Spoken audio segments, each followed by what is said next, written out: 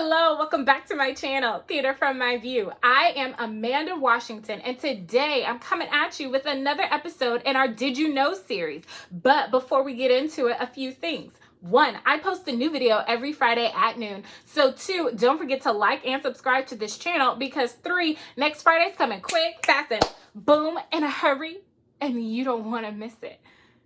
All right, are you ready? Let's get into it. All right, women in theater. That's what I'm talking to you about today. Women in theater. Let's hear the facts. In the English culture, and when I say English, Western European England, that's what I mean by English culture, it was illegal for a woman to perform on stage until 1660. 1660. Let's just put this into a little bit of context. While I'm not about to list you the entire dates of when theater started, I'm about to say, okay, Shakespeare, supposedly one of the greatest playwrights ever to have lived, was born in 1564. And you can rightfully make the assumption that theater was happening before Shakespeare was born. And he was born in 1564. And women weren't allowed on stage until 1660. America, which takes a lot of its theater structure from Europe, did not have its first creative team, its first entire creative team with female identifying leadership on Broadway till 2016. And that was in the musical Waitress by Sarah Bareilles. 2016 is when we got an entire creative team on Broadway with female identifying creative leaders. And I'm talking about like producers, directors, music directors, costumers. That's what I mean by creative team. We didn't get that till 2016. And I'm pretty sure we had vaudeville, which was in the early 1900s. And then, we had the Golden Age musicals, which was around the World War II. And then you get the rock musicals in the 80s and the 90s. And it wasn't until 2016 that somebody was like, oh, maybe we should put an entire female identifying team together since, they do make up some of this population in America. But we don't ever question when it's an entire identifying male team, do we? Amanda, why are we on this subject? Like, I'm failing to see this. I'm saying this because in 2015, 65% of the audiences was made up of female identifying members.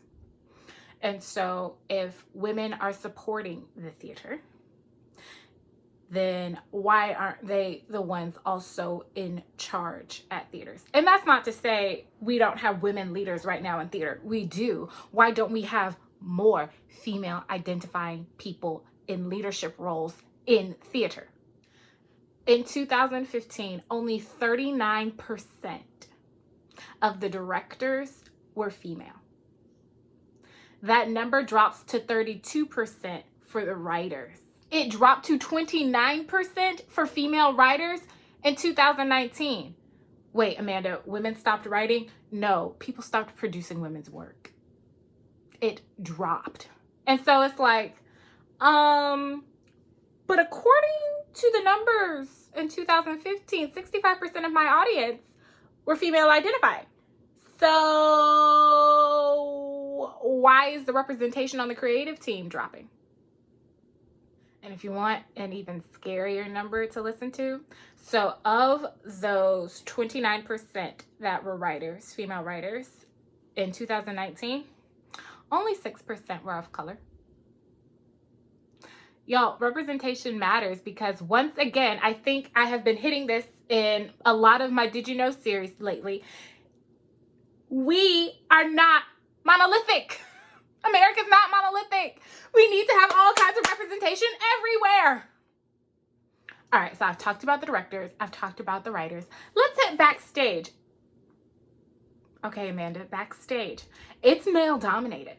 And let's even think about this. So you know how America caters to right-handed people, even though this is my left hand.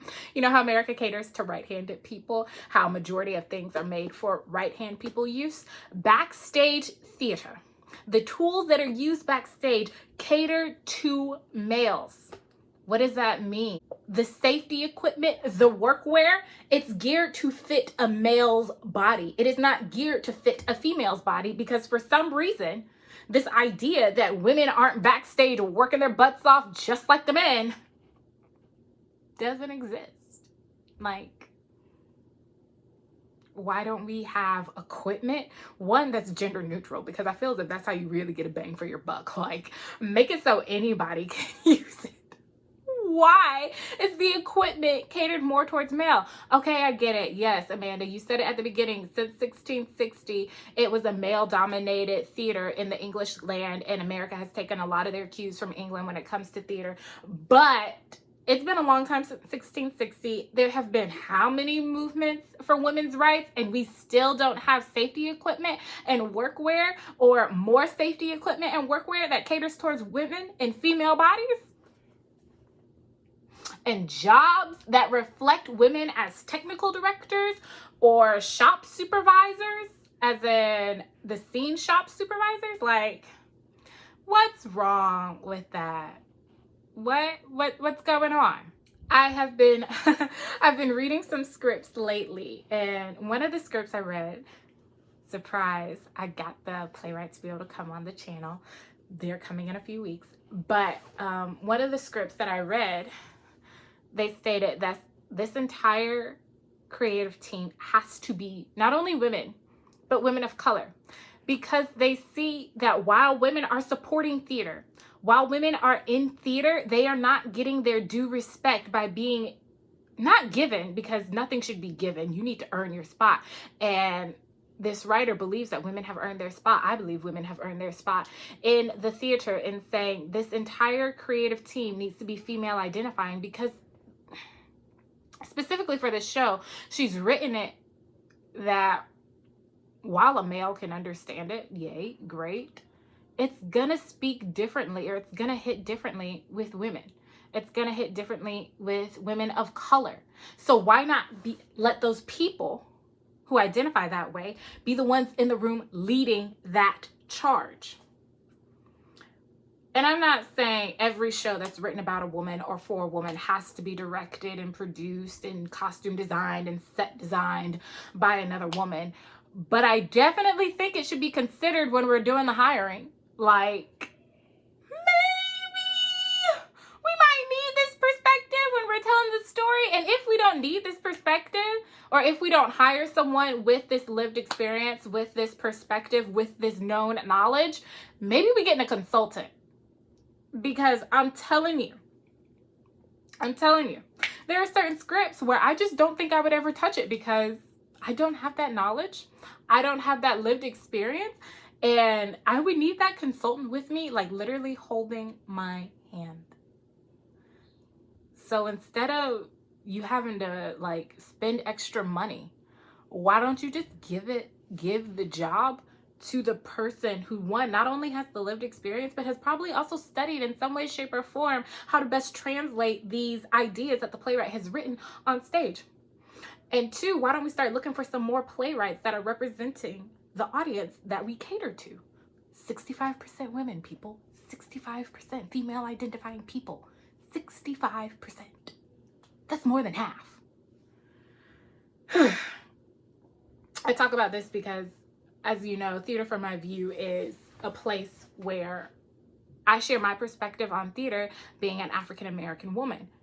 And that's something, while it's getting better, it's not fully there about representation. So I'm telling you these things so that we can start incorporating them in our daily practice, and hopefully this video will become obsolete. But until then, I'm gonna keep telling you these facts. So join me next week as I hit you with another Did You Know series. I'll see you Friday. Bye-bye.